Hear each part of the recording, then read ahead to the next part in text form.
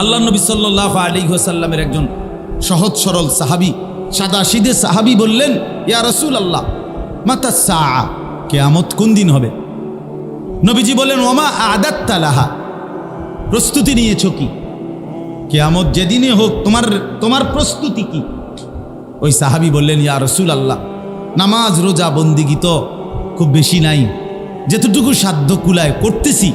তবে সবচেয়ে বড় কথা হলো, ইয়া রাসূলুল্লাহ আমি আপনাকে আল্লাহকে ভীষণ ভালোবাসি। আমি আপনাকে খুব ভালোবাসি নবী, আল্লাহকে খুব ভালোবাসি। আল্লাহ নবী সাল্লাল্লাহু আলাইহি ওয়াসাল্লাম বলেন, তাহলে তুমি শুনে নাও, আল মারউ মা'a মান আহাব্বা, কিয়ামতে তুমি তারই সঙ্গী হবে যাকে তুমি ভীষণ ভালোবাসো। হযরত আনাস রাদিয়াল্লাহু তাআলা আনহু বলেন, ইসলাম গ্রহণ করার পর থেকে আমরা কোনোদিন কোনো কথায় নবীর এত বেশি আনন্দিত হই নাই সেদিন এই কথা শুনে যে পরিমাণ আনন্দিত হয়েছি, যে হায় নবী বললেন যাকে বেশি ভালোবাসে কিয়ামতে তার সঙ্গী হবে। এবং হযরত আনাস তখন জোর গলায় বলতেন, অতএব পৃথিবীবাসী শোনো, আমি আল্লাহর রসুলকে সবচেয়ে বেশি ভালোবাসি এবং আমি আশা করি আমি তার সঙ্গী হব, কারণ ভালোবাসাতে। তাইলে আজকে আমরা যারা শুনলাম, আমাদের এটা দিলের তামান্না হওয়া উচিত। এই যে মদিনা শরীফ মানুষ যায়, রাসূলুল্লাহ সাল্লাল্লাহু আলাইহি ওয়াসাল্লামের রওজা আতহারের জিয়ারতে কেন যায়? ভালোবাসার টানে যায়, মহব্বতের টানে যায়, এক পাগল পারা দিল নিয়ে যায়, মহব্বতে যায়। রাসূলুল্লাহ সাল্লাল্লাহু আলাইহি ওয়াসাল্লামের প্রতি ভালোবাসা, রাসূলুল্লাহ সাল্লাল্লাহু আলাইহি ওয়াসাল্লামকে অনুসরণ, বিশ্বাস করেন, এটা জীবনের সবচেয়ে বড় ভাব। আজকে ছেলেরাও বোঝে না, আজকে বয়স্ক লোকেরাও বোঝে না, মা বোনরাও বোঝে না, কেউ বুঝতে চায় না। হায় কার পিছনে ঘুরতেছে, কার মতো নিজেকে সাজাই, কি করে, কেন করে, কিচ্ছুর কোনো আগামাথা নেই। কেন এমন চুল রাখলো, কেন এমন জিন্দিগি কাটাইলো, সারাদিন কেন আড্ডা দিল, সারাটা দিন কেন মোবাইলের পিছনে জিন্দিগি শেষ করলো, কিচ্ছুর কোনো হদিস নাই, কোনো লক্ষ্য নাই, কোনো উদ্দেশ্য নাই, কোনো গন্তব্য নাই, কোনো পথ জানা নাই, কিছুই জানে না, মঞ্জিল জানে না। একজন সুস্থ সামর্থ্যবান সবল পুরুষ কিংবা নারী, যার দিমাগ আছে, আকল আছে, ব্রেন আছে, যে পাগল না, মাথা খারাপ না, মাতাল না, প্রতিবন্ধী নয়, সে এরকম ঘুরে কিভাবে? সে এমনটা চলে কি? দিনের পর দিন নামাজ পড়ে না, মা বোন দিনের পর দিন পর্দা করে না, কি করে, কারে দেখায়, কেন দেখায়, নিজের শরীর, নিজের যৌবন দেখাইয়া কি হয়? পর পুরুষকে বেপর্দা দেখাইলে হলে অর্জনটা কি অর্জন? সামান্যতম কোনো ভিটামিন, যে ন্যূনতম একটা ভিটামিন অর্জিত হয়, শারীরিক কোনো সৌন্দর্য বাড়ে বেপর্দা হইলে, অথবা শরীরের মধ্যে কোনো পুষ্টি বা কিছু হয়, এমন তো কিচ্ছু না। আখেরাতের কিছু তো নাইও, দুনিয়াবি কি? এই জন্য বাপ চলেন আজকে আমরা নিয়ত করি, আমরা প্রত্যেকেই এই সাহাবীর, উনি জানতে চাইছেন, সাদাসিধে সাহাবী, আল্লাহ তাআলা আয়াত নাজিল করে জানাইছেন, তোমরা যারা যারা আমার ইমানদার বান্দা, আমার রাসূলের অনুসরণের জন্য পূর্ণ চেষ্টা করবা, আমি আল্লাহ ওয়াদা দিলাম আমার রাসূলের সাথেই তোমাদেরকে থাকতে দেব। তো বলে, এত মানুষকে কেমনে থাকতে দিবে? নবীজির অনুসরণ করলে কেমনে থাকতে দিবে? এটা আপনি হেনে থাকেন তো দেখবেন, আপনি তখনই তো বুঝবেন। এখন আপনার বুঝার দরকার, আপনার আমার আকলের উপরে আখেরাত না, আখেরাতের বিষয়টাই হলো না দেখে বিশ্বাস করা। নয়তো আপনি সর্বনিম্ন, সর্বশেষ, সবচেয়ে ছোট জান্নাত আল্লাহ যাকে দিবে তারটাই হবে 10 দুনিয়া বরাবর। তো আপনি বলে এত বড় এটা দিয়ে সে করবে কি? তো এত বড় এটা দিয়ে করবে কি? তো যে মানুষটা 10 মাস 9 মাস মায়ের পেটে জরায়ুর একটু ছোট্ট জায়গার মধ্যে ছিল, সে এত বড় দুনিয়ার মধ্যে আইছে কি? তো এত বড় দুনিয়া দিয়ে করবে কি? আবার সে যখন আখেরাতে যাবে তখন সে বুঝবে যে তার এই আখেরাতের এত বড় জান্নাতটার দরকারটা কি? আল্লাহ তাআলা আমাদেরকে তৌফিক দান করেন। আমরা প্রত্যেকেই নিয়ত করি, জওয়ান বুড়ো সবাই, আমিও সুন্নাতের পাবন্দি করি। রাসূলুল্লাহ সাল্লাল্লাহু আলাইহি ওয়াসাল্লামের ভালোবাসা অনেক বড় নিয়ামত, অনেক বড় নিয়ামত। কোরআনুল কারীমের মধ্যে আছে, আল্লাহ তাআলা বলছে, বন্ধু ওমা কানাল্লাহু লিউআযিবাহুম ওয়া আনতা ফীহিম, আপনি আছেন বলেই আপনার উম্মতকে আমি আল্লাহ চূড়ান্ত আযাব দিয়ে ধ্বংস করব না। নূহ আলাইহিস সালাম জীবিত থাকতে ওনার চোখের সামনে ওনার উম্মতকে আল্লাহ তাআলা ধ্বংস করে দিয়েছে। লূত আলাইহিস সালাম নবী তখন জীবিত, ওনার জাতিকে আল্লাহ তাআলা উল্টায়া জমিন ধ্বংস করে দিয়েছে। হুদ আলাইহিস সালাম জীবিত, ওনার জাতি কওমে আদকে আল্লাহ তাআলা ঝড়ো বাতাস দিয়ে ধ্বংস করে দিয়েছে। শুআয়ব আলাইহিস সালাম জীবিত, আল্লাহ তাআলা উনি থাকতে ওনার জাতিকে ধ্বংস করে দিয়েছে। হ্যাঁ, তাইলে এইভাবে বহু নবী আল্লাহ তাআলা ধ্বংস করে দিয়েছে তাদের উম্মতকে। নবী থাকতেই আমাদের নবী সাল্লাল্লাহু আলাইহি সাল্লামকে আল্লাহ তাআলা ওয়াদা দিয়েছে, বন্ধু আপনি আছেন বলে আমি ওয়াদা দিলাম আপনার উম্মতকে একসাথে আযাব দিয়ে শেষ করব। আল্লাহ তাআলা আমাদেরকে এত বড় রাসূল দিলেন, এত বড় নবী দিলেন, আমরা যদি কদর না করি, আমরা যদি মূল্যায়ন না করি, তাহলে আমাদের দুর্ভাগ্য ছাড়া, বদনসিবি ছাড়া আর কোনো কারণ নেই। এই জন্য আমরা রাসূলুল্লাহ সাল্লাল্লাহু আলাইহি ওয়াসাল্লামের ভালোবাসা, মহব্বত এবং অনুসরণ, সুন্নাত, এই ছোট ছোট সুন্নাত আছে। বাথরুমে নবী কিভাবে ঢুকতেন, নবীজি টয়লেট বাথরুম থেকে কিভাবে বের হইতেন, খাবারের শুরুতে কিভাবে খাবার শুরু করতেন, খাবার শেষে কি করতেন, হ্যাঁ, বাথরুম, খাবার দাবার, আহার, নিদ্রা, ঘুম, চলাফেরা, মিসওয়াক, দাড়ি, টুপি, পাঞ্জাবি, লেবাস, পোশাক, চলাফেরা, কথাবার্তা, সব ক্ষেত্রে নবীজি সাল্লাল্লাহু আলাইহি ওয়াসাল্লামের সুন্নাত আছে। ছোট ছোট বই আছে, অনেক বই বাজারে পাওয়া যায়, প্রিয় নবীর প্রিয় সুন্নাত, এরকম অনেক বই আছে। একটু একটু পড়লে, ওলামায়ে কেরাম বলে, এগুলো শুনলে ইনশাআল্লাহ কেউ যদি নিয়ত করে আমি ধীরে ধীরে নিজেকে সাজাবো তবে রাসূলুল্লাহ সাল্লাল্লাহু আলাইহি সাল্লামের সুন্নাতের আলোকে, তাইলে সম্ভব, তাইলে সম্ভব। মানুষ অনুসরণ প্রিয়, অনুকরণ প্রিয়, মানুষ মাত্রই কারো না কারো অনুসরণ করে, যেহেতু করেই তো সেটা আল্লাহর নবী সাল্লাল্লাহু আলাইহি সাল্লাম, সাহাবায়ে কেরামকে অনুসরণ করলেই উত্তম। তাহলে আমার দুনিয়াও সুন্দর হবে, আখিরাতও সুন্দর। আসলে তো বাস্তব, নবীজি সাল্লাল্লাহু আলাইহি সাল্লামের চেহারা, চুল, দাড়ি, লেবাস, খানাদানার নিয়ম, শোয়ার নিয়ম, টয়লেট বাথরুমের নিয়ম, রাত্রি দিন একাকী প্রকাশ্যে যত কিছু নবীজির যেভাবে করতেন, এর চাইতে সুন্দর, স্টাইলিস্ট, এর চাইতে চমৎকার গোটা পৃথিবীর কারো কাছে না। তাহলে সবচেয়ে সুন্দর যে মানুষ যেহেতু হতেই চায়, তো সেটা আল্লাহ রাসূল সাল্লাল্লাহু আলাইহি সাল্লামকে অনুসরণের মাধ্যমেই হওয়া সম্ভব, হওয়া সম্ভব। আল্লাহ তাআলা আমাদেরকে তৌফিক দান করেন, এটাই বরকত।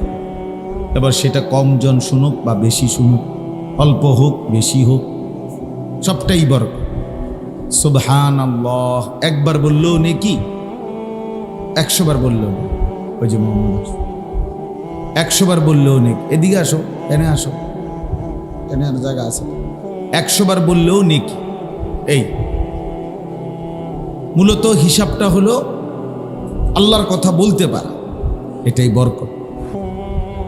আমরা কিতাবে পড়ছি, হাকিমুল উম্মত মুজাদ্দিদুল মিল্লাত হযরত মাওলানা শাহ আশরাফ আলী থানভী রাহমাতুল্লাহি আলাইহি বলতেন, কোনো বান্দার একটি নেক আমল, যেই কোনো ছোট্ট বড়, কবুল হওয়ার চিহ্ন হলো যে আল্লাহ তাআলা তাকে পুনরায় সেই নেক আমল করার তৌফিক দান করে। যদি এমনটা হয় তাইলেই বোঝা যায় যে আল্লাহ তাআলা তার নেক আমলটি কবুল করছে। যেমন মনে করেন আমরা বললাম একবার যে সুবহানাল্লাহ, বলেন তো এবার আবার বলেন সুবহানাল্লাহ, সুবহানাল্লাহ। এই যে বারবার বলা, তাহলে প্রথমবার বলাটা আল্লাহ গ্রহণ করেছেন, এই জন্য দ্বিতীয়বার বলার তৌফিক দিয়েছেন। দ্বিতীয়বার এটা আল্লাহ গ্রহণ করছেন, এই জন্য তৃতীয়বার বলার তৌফিক দিয়েছেন। এইটাই নিয়ম।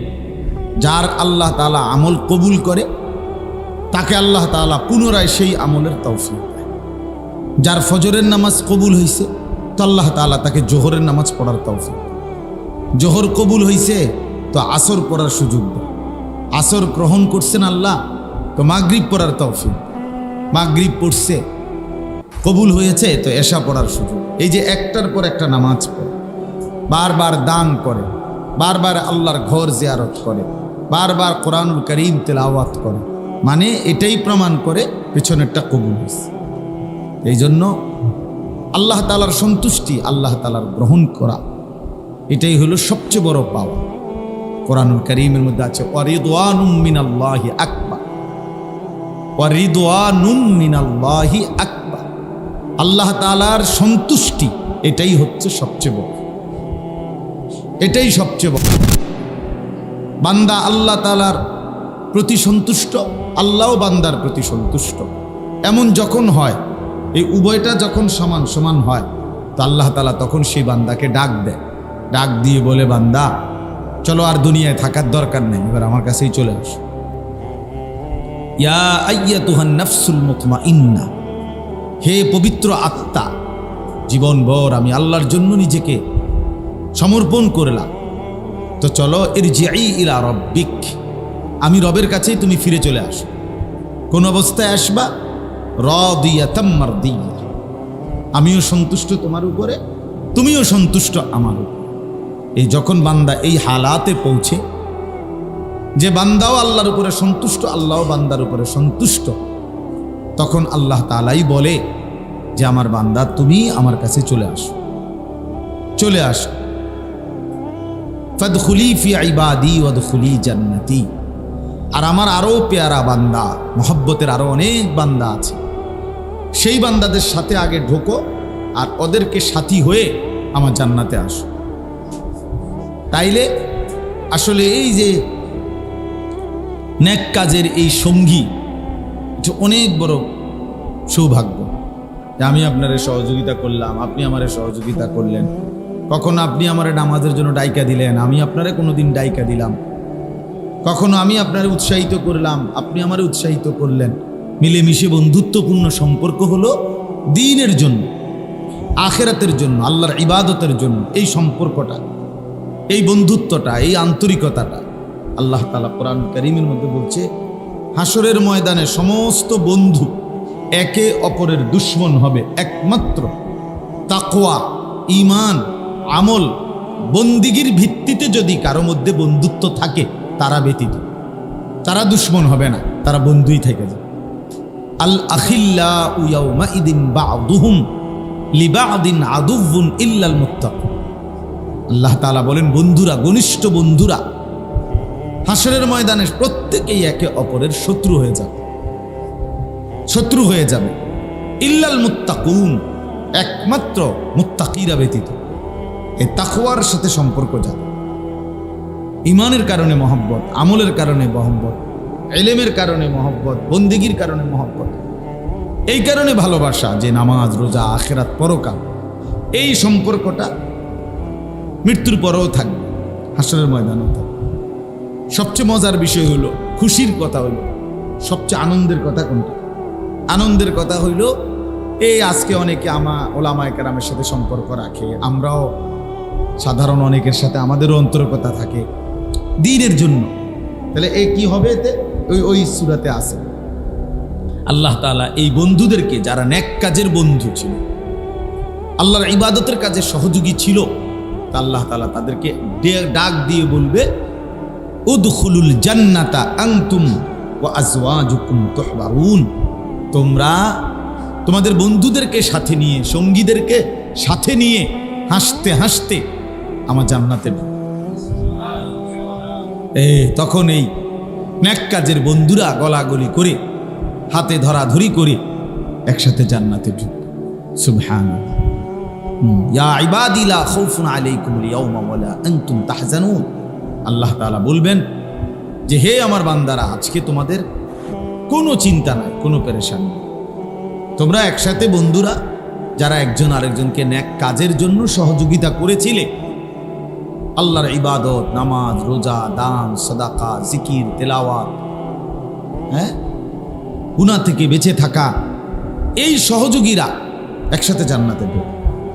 এবং তাফসীরের মধ্যে আছে আপন বিবিও যদি এমন হয়, ওয়া আজওয়াজুকুমের মধ্যে স্ত্রী অন্তর্ভুক্ত, যদি কারো স্ত্রী এমন হয় যে সে তার স্বামীকে নেক কাজে সহযোগিতা করছে, স্বামী তার স্ত্রীকে নেক কাজে সহযোগিতা করছে, স্বামী তাকে পর্দা মেনে নেওয়ার ক্ষেত্রে সহযোগিতা করছে, স্ত্রী তার স্বামীকে দ্বীনের কাজে আল্লাহর রাস্তায় বের হইছে, তো সে সন্তান ঘর আগলায় রাখছে, তাহলে এই যে সহযোগী একজন আরেকজন নেক কাজের সহযোগী, তো আল্লাহ তাআলা এই স্বামী স্ত্রীদেরকেও বলবেন তোমরা স্বামী স্ত্রী একসাথে জান্নাতে প্রবেশ করো।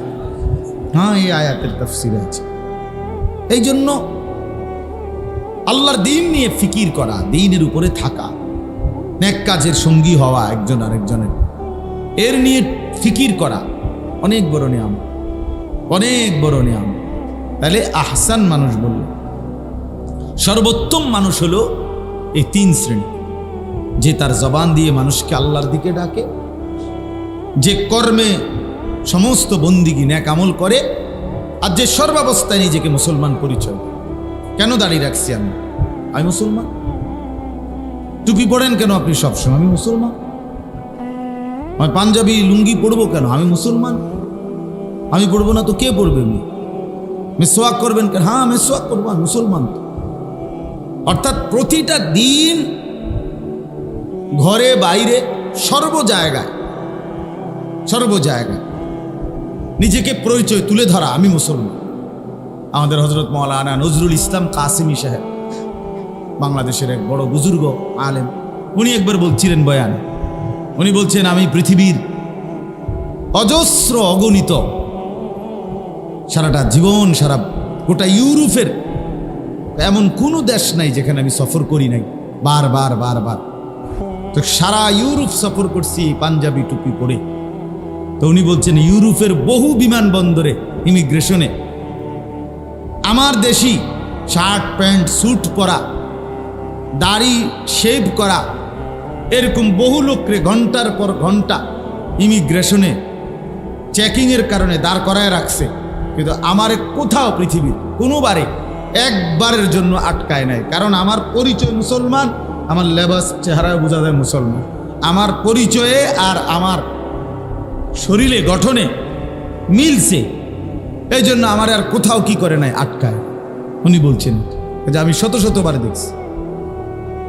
এই জন্য এটা একটা বড় বিষয়। আমরা হীনমন্য মানুষ, যারা হীনমন মানে যারা নিজেকে নিয়ে বিব্রত বোধ করে বেশি, আমি যদি মুসলমান না হইতাম, আরটু ফ্যাশনেবল চলতে পারতাম, আরটু সাজগোজ করে চলতে পারতাম, কাফের বেঈমানদের মতো চলতে পারতাম। এ তো হীনমন্য মানুষের কথা। অর্থাৎ যার গায়রত কম, আত্মমর্যাদা কম, আত্মসম্মান বোধ কম, এটা হলো ওই মানুষের কথা। আর যার আত্মমর্যাদা আছে, গায়রত আছে, আত্মসম্মান আছে, সে কোনো অবস্থাতে নিজের ধর্ম, আমাদের সব কিছু শ্রেষ্ঠ, আমাদের আল্লাহ সর্বশ্রেষ্ঠ, আমাদের কোরআন সর্বশ্রেষ্ঠ, আমাদের রসুল সর্বশ্রেষ্ঠ, আমাদের ইসলাম সর্বশ্রেষ্ঠ। এটা কখনোই মানে এমনও না যে আমরা গার জোরে বলি যে না আমরা ক্ষমতা দেখাই যাবে না, আমরা ইসলাম শ্রেষ্ঠ ধর্ম, আসলে হুদা। বিষয়টা তো এমনও না, বাস্তবতাই এটা। সারা পৃথিবীর সমস্ত ধর্মাবলম্বীরা, সারা পৃথিবীর সমস্ত বিধর্মীদের কাছেও এর বিকল্প কোনো প্রমাণ নাই, যুক্তি নাই। রাসূলুল্লাহ সাল্লাল্লাহু আলাইহি ওয়াসাল্লাম পৃথিবীতে বন্ধু শত্রু যতবার প্রমাণ করছে, গবেষণা করছে, মানে আপনজন হোক আর দুশ্মন হোক, নবীজিকে নিয়ে যেই ফিকির করছে, গবেষণা করছে, সবার কাছেই তিনি শ্রেষ্ঠ। বন্ধুদের কাছেও শ্রেষ্ঠ, দুশ্মনের কাছেও তিনি কি শ্রেষ্ঠ। ইসলাম সবার কাছেই শ্রেষ্ঠ, কোরআন সবার কাছেই শ্রেষ্ঠ। এর বিকল্প কোনো কিতাব নাই কারো কাছে, কোনো কিতাব নেই। স্পষ্ট আপনার খ্রিস্টানদের যে ইনজিল, এরা এখন বাইবেল বা ইনজিল, এই সারা পৃথিবীতে এখন খ্রিস্টানদের যেই ধর্মগ্রন্থ হিসেবে তারা যেটা প্রচার করে, আমাদের কাছেও আছে এগুলো। তো এখানে তাদের এখানে লেখা আছে যে এইটার মূল লেখক কে তাদের জানা নাই। ঈসা আলাইহিস সালামের উপরে নাজিলকৃত ইনজিল, যেটা আল্লাহ তাআলা নাজিল করছেন, ওইটার কোনো নাম নিশানা সাতবক মাটির তলেও নাই, কারো কাছে নাই। কোনো কাফের ইহুদি খ্রিস্টান তাদের কাছে নাই। একটা বলে যে জাদুঘরে পুরাতন একটা কপি আছে 1000 বছর আগের, এমনও নাই। এতটা ফালতু একটা মানে তাদের বাস্তবতাটা যে কিচ্ছু নাই, কোনো ভিত্তি বলতে কিচ্ছু নাই, কিচ্ছু নাই। ইহুদিদের কাছে তাদের ধর্মগ্রন্থের কোনো ভিত্তি কিচ্ছু নেই। হিন্দুদের তো কোনো পাত্তাই নাই, কি বলে না বলে, কি কয়, এগুলো কোনো কোনো হোক বায়ে নাই এগুলো। তাইলে সম্পূর্ণ মানে তথ্য প্রমাণ যুক্তি এবং পুরা সনদ ধারাবাহিকতা বিহীন কিতাব এগুলো। আর আমাদের কোরআন 1500 বছর থেকে ঠিক প্রথম দিন যেই অক্ষর নাজিল হয়েছে যেভাবে, আজও সেইভাবেই আছে। ইসলাম ওইভাবেই আছে, আমাদের রাসূল সাল্লাল্লাহু আলাইহি সাল্লামের জিন্দেগি ওইভাবেই আছে। এজন্য আমাদের মধ্যে হীনমন্য হওয়ার কোনো যুক্তি নাই। এটা এক ধরনের পরাজয়, এটা এক ধরনের ব্যর্থতা। মুসলমানের যে ছেলেরা, মেয়েরা, পুরুষরা, মহিলারা এই শিক্ষিত হওয়ার নামেও যারা নিজেদের লেবাস, পোশাক, চেহারা, সুরত, ঘর, পরিবার এগুলোর থেকে ইসলামকে বিদায় দিছে, এগুলো বেগায়রত।